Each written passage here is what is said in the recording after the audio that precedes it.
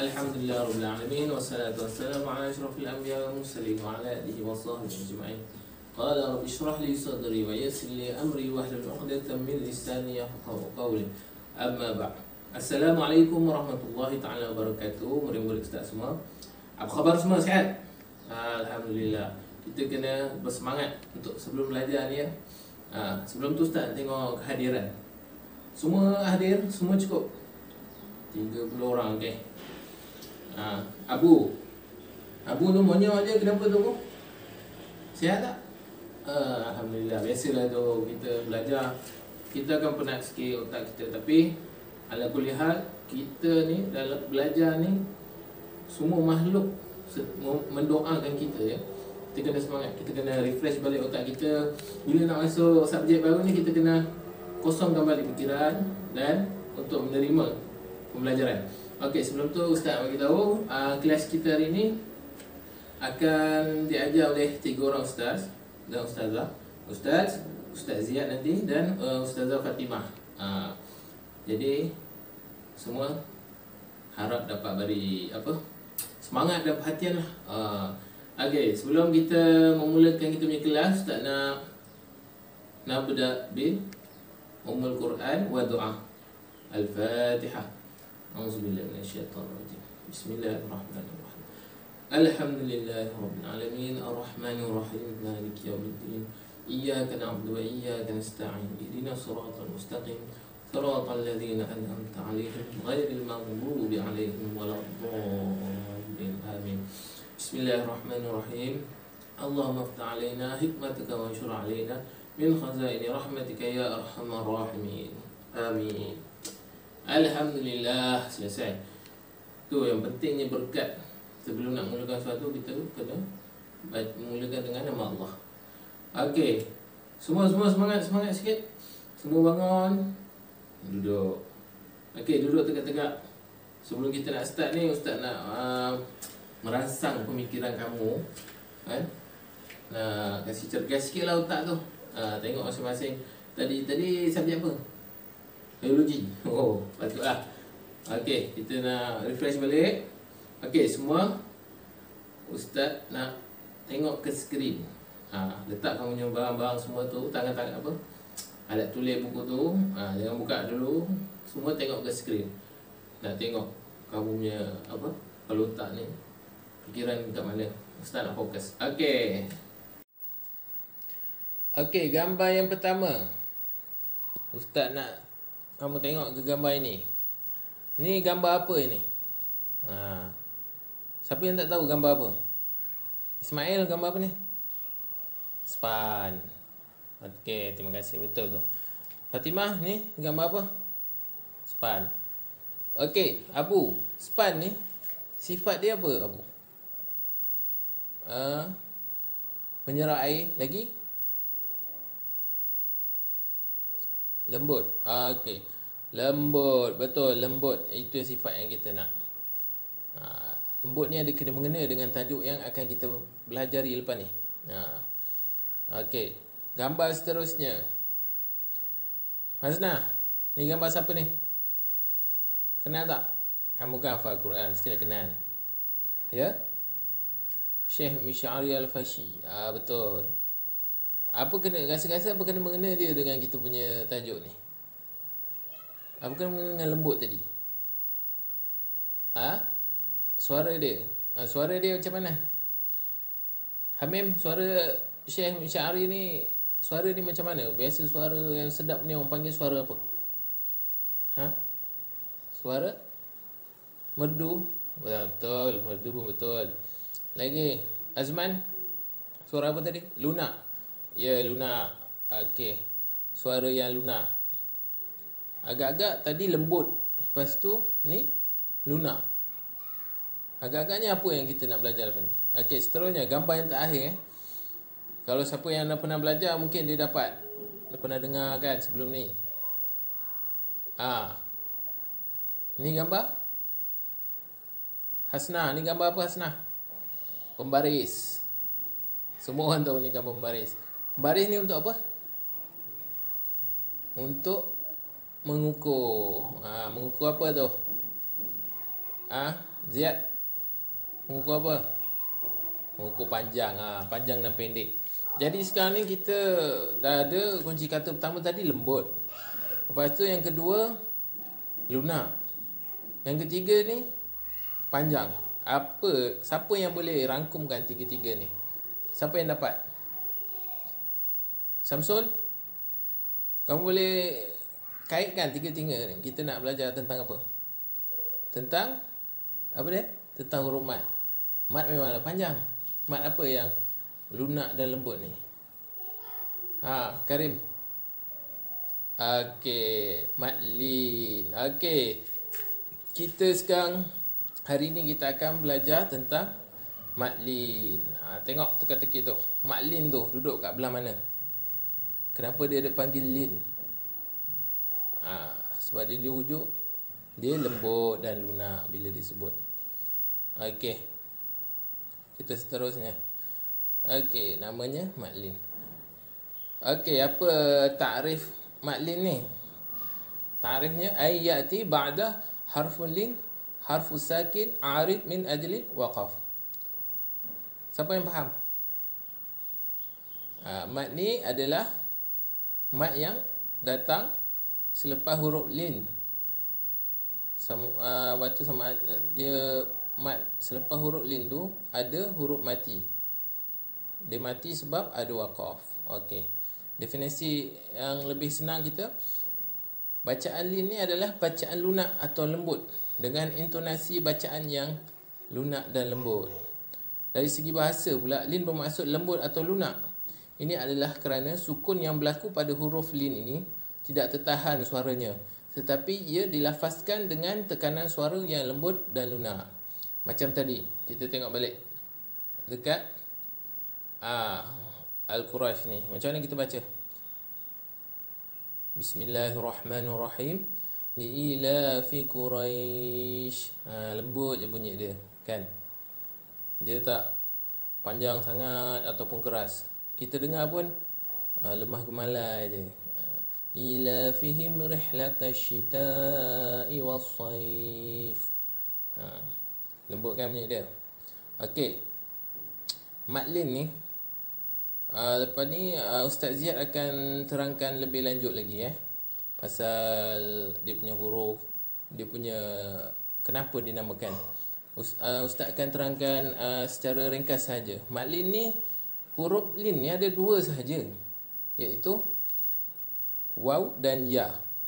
Dua ni huruf ni yang biasanya akan jadi lin. Mat ini terjadi apabila huruf lin bertanda sukun sebelumnya terdapat huruf berbaris atas.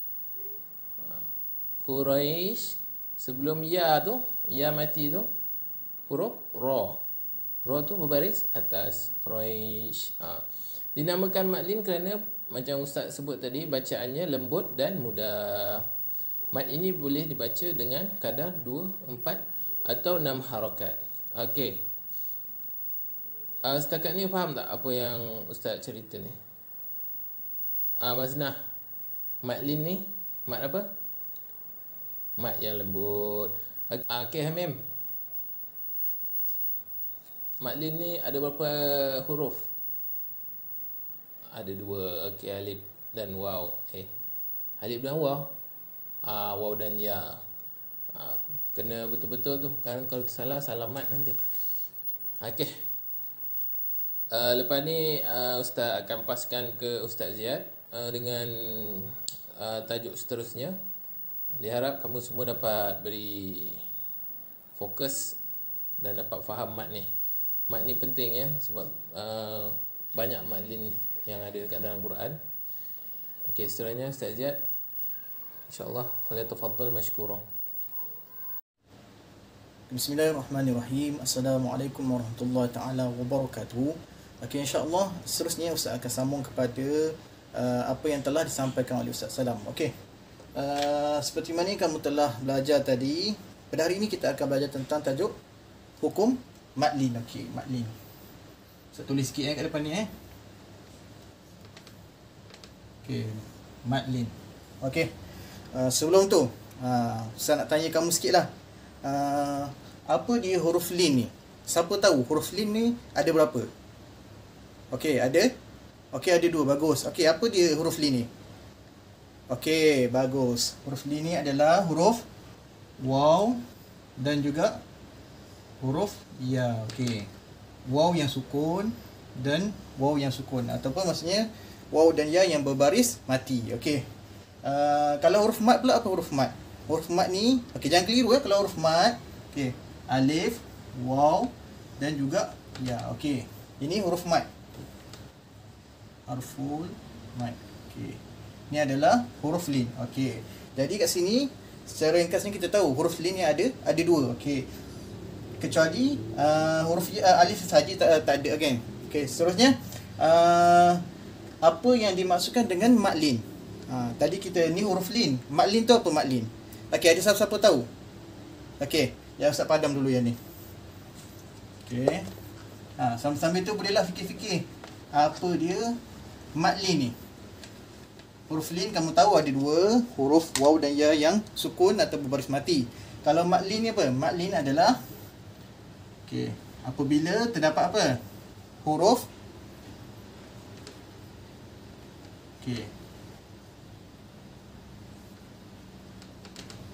Okey, apabila terdapat huruf yang berbaris apa? Berbaris fathah ataupun berbaris atas. Okey.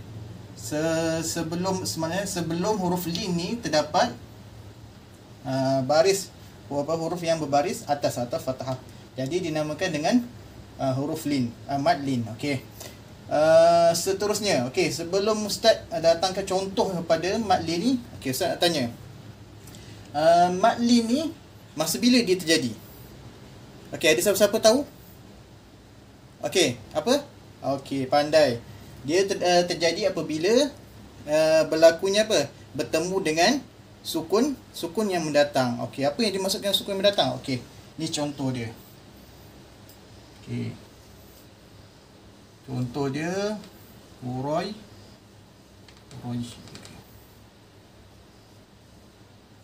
Okey. Dan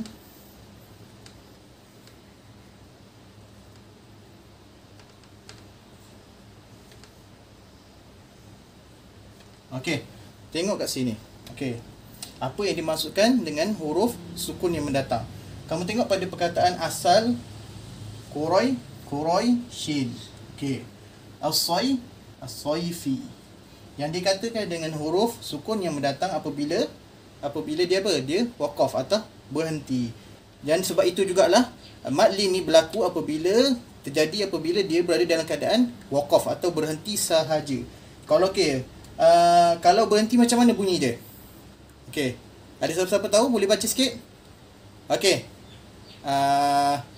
Mastura. Okey. Apa?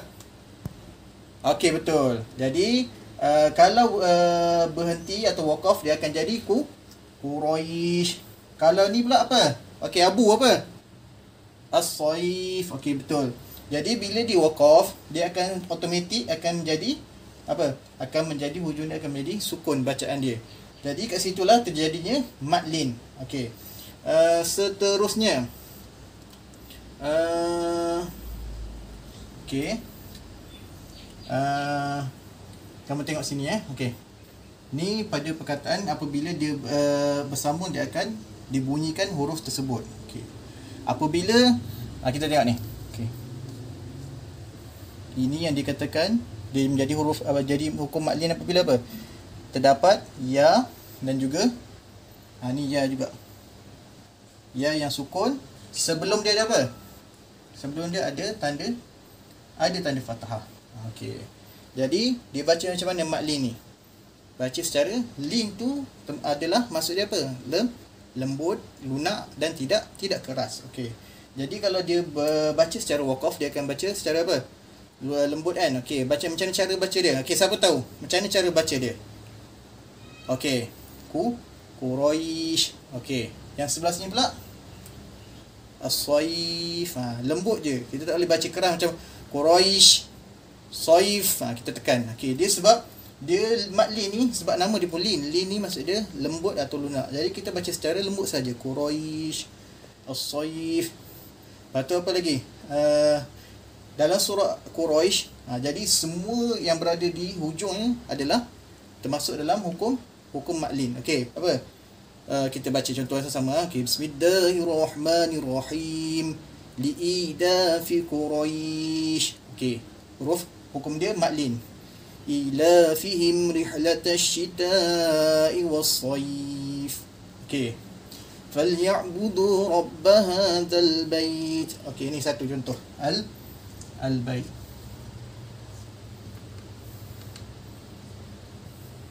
Okey. Atau alladhi at'amahum min ju' wa amanahum min khauf. Okey. Khauf. Okey. Jadi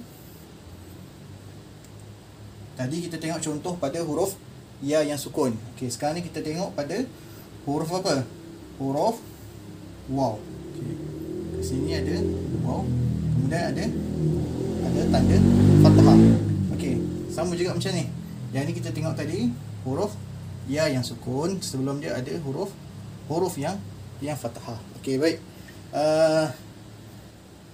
Ada apa-apa soalan? Ada apa-apa nak tanya berkenaan dengan hukum maklin ni? Okey. Ada siapa-siapa nak tanya? Okey. Kat mana yang kamu rasa kamu tak faham? Okey, boleh tanya. Okey, ada? Okey. Okey. Sebelum Ustaz tertinggal, bagus soalan kamu. Okey. Berapa harakat sepatutnya dibaca maklin ni? Okey. Berapa harakat? 3. Okey, kamu? Apa? 2. Okey. Dia sebenarnya maklin ni kita boleh baca sebanyak apa? 2, 4 atau 6. Okey, ada 3 cara. Kamu boleh baca 2 harakat, kamu boleh baca dengan 4 ataupun juga 6. Okey. Tapi kena ingat, cara bacaan yang baik adalah apabila kamu apa? Kamu baca sesuatu bacaan tersebut, bacaan dia secara konsisten. Contohnya apa? Okey, li'idafi Quraisy. Contoh, kita ambil 4 harakat. Okey, li'idafi Quraisy. Kemudian ilafihim rihlatash shita'i was-sayf. Jadi maksudnya apa? Konsisten. Kalau kamu kat sini kamu ambil dia pada maklin ni, pada maklin kamu ambil dia 4 harakat. Kat sini pun kena 4 harakat. Itu cara bacaan yang baik. Cara bacaan yang kurang baik macam mana? Contoh li'idafi Quraisy. 6. Betul? Lepas idafihim rihlatash shita'i was-sayf. Ni berapa? Jadi 2. Tadi 6, jadi 2. Jadi bacaan tu tidak konsisten. Bacaan yang baik sama juga macam ma'arif li sukun. Alhamdulillahi rabbil alamin. Contoh 4. Ar-Rahmanir-Rahim. Sama juga 4. Jangan kamu Alhamdulillahi rabbil alamin. Ar-Rahmanir-Rahim. Tadi 2, tiba-tiba jadi 4 pula. Jadi bacaan tu tak konsisten. Bacaan terbaik adalah kamu konsisten. Kalau kata kamu nak ambil 2, pilih 2. Contohnya kamu nak 6. Li'ilafi Quraisy ilafihim rihlatash shita'i was-sayf. Tak apa, silakan. Boleh. Mana-mana boleh. Antara 2, 4 dan 6 ni boleh. Boleh pilih mana satu. Okey. Setakat ni faham? Ada apa-apa soalan? Okey, baik. Jadi Ustaz rasa cukup setakat ni untuk bahagian Ustaz tentang pengukuhan penyoalan dalam tajuk maklin. Okey, seterusnya kita sambung kepada Ustazah Siti Fatimah. Dia akan bagi soalan-soalan dan secara ringkas dan umumnya berkenaan dengan maklin dengan penutupnya sekali. Okey, wallahu alam. Assalamualaikum warahmatullahi taala wabarakatuh. Bismillahirrahmanirrahim. Assalamualaikum warahmatullahi taala wabarakatuh. Apa khabar semua anak-anak murid Ustazah hari ini? Okey, alhamdulillah pada hari ini kita bertemu lagi dalam sesi kelas kita pada hari ini, yang mana insya-Allah Ustazah akan mengajar berkaitan dengan maharat Al-Quran, iaitu mengenai ataupun yang menyentuh kepada bab berkaitan dengan maklin. Seperti mana yang anak-anak sudah ketahui bahawa dalam Al-Quran itu adalah terdapatnya bacaan-bacaan yang perlu dibaca mengikut tajwid ataupun bacaan-bacaan yang sepatutnya dibaca, yang mana ia akan mendatangkan pahala, yang wajib dibaca dengan bertajwid. Dan jika meninggalkan tajwid itu, hukumnya adalah tidak baiklah, ataupun kita boleh katakan ianya harus ataupun wajib dibaca dengan secara bertajwid. Jadi pada hukum pada hari ini, Ustazah akan bahaskan berkaitan dengan maklin. Adakah kamu semua tahu apakah itu maklin? Apa itu maklin? Apakah hukum maklin? Apakah huruf-huruf maklin? Dan apakah kaitannya maklin dengan bacaan Al-Quran? Dan di mana terletaknya hukum-hukum maklin di dalam Al-Quran? Seperti kita tahu, maklin ini adalah sebahagian daripada hukum mat. Mat yang asas iaitu mat asal iaitu mat asli, dan terbahagi kepadanya itu juga bahagian-bahagian mat yang lain, iaitu mat fara'i, mat pembahagian yang lain. Di dalamnya ada beberapa jenis mat yang lain. Salah satunya adalah hukum maklin. Okey. Apakah maklin? Apakah maklin? Maklin iaitu apakah maklin? Semua akan bertanya, apakah hukum maklin Ustazah, dan di manakah terletaknya hukum maklin? Jadi anak-anak semua harus melihat pada contoh-contoh maklin. Apakah ta'rif maklin? Ta'rif maklin iaitu an ya'ti ba'da kharful lin, kharfus sakin, 'aridum min ajl waqaf. Maksudnya apa di situ?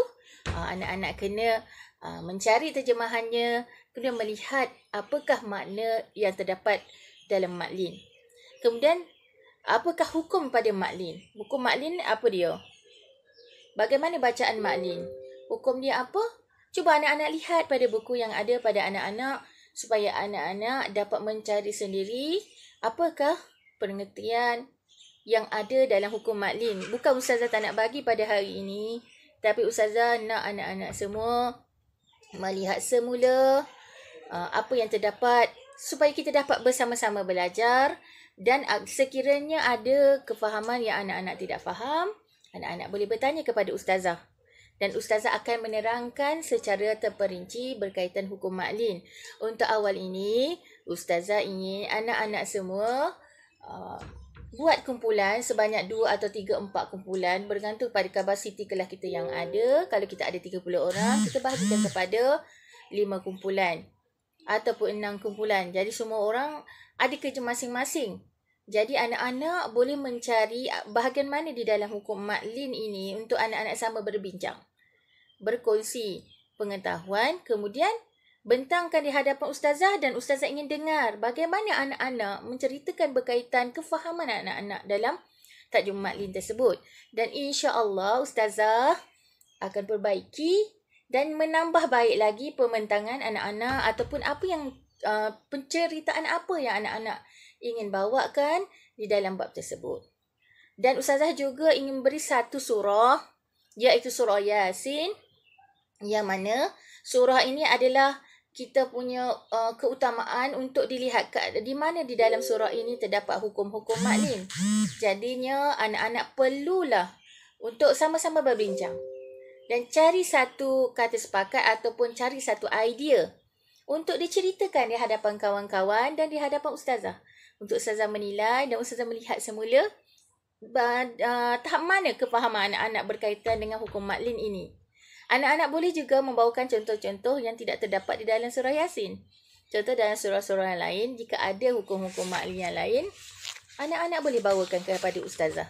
Untuk Ustazah lihat kat mana yang ada contoh. Contoh surah apa yang ada? Surah Quraisy, surah At-Taubah, surah Fatir dan surah Al-Ahzab. Anak-anak boleh melihat di situ di manakah terletaknya harful lin ataupun hukum lin, bagaimana bacaan lin, di manakah huruf-huruf lin.